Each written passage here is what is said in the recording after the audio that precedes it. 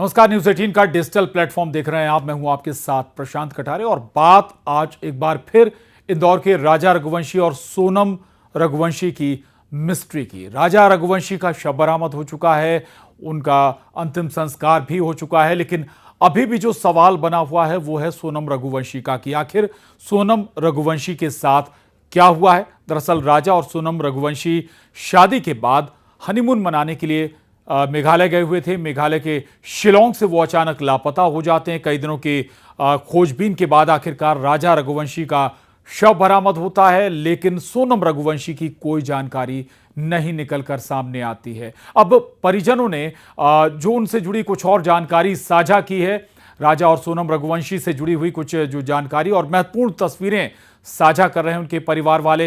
राजा की एक्टिवा की आखिरी लोकेशन की अब तस्वीर निकल कर आई है, जो परिजनों ने जारी की है, साझा की है, और परिजन ये अपील भी कर रहे हैं कि इस मामले की जांच कराई जाए। सीबीआई जांच की मांग की जा रही है। केंद्र सरकार से भी परिजन मांग कर रहे हैं। आपको बता दें कि जो लोकेशन है वो 23 मई की दोपहर 2 बजे की बताई जा रही है। जो एक्टिवा की या जो टू व्हीलर है, जो तस्वीर साझा की गई है। और आपको बता दें कि लगभग एक्टिवा की गाड़ी जो स्पीड है वो 0 नजर आ रही है, यानी गाड़ी खड़ी हुई नजर आ रही है। और ये 23 मई दोपहर 2 बजे की तस्वीर बताई जा रही है।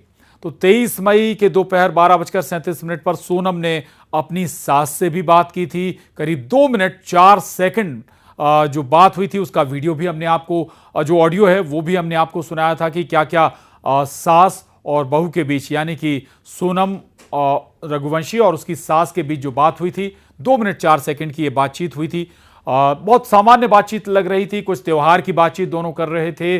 और इसके बाद ये भी कह रहे थे कि वो अपना, सोनम ये कहती हुई नजर आ रही थी कि वो अपना त्योहार या अपना व्रत नहीं तोड़ेंगी। और इसके बाद 1:13 पर राजा ने भी अपनी मां से बात की थी और राजा रघुवंशी और उसकी मां के बीच 2 मिनट 18 सेकंड लगभग बातचीत हुई थी। इसमें भी जो बातचीत थी वो बिल्कुल लगभग सामान्य नजर आ रही थी।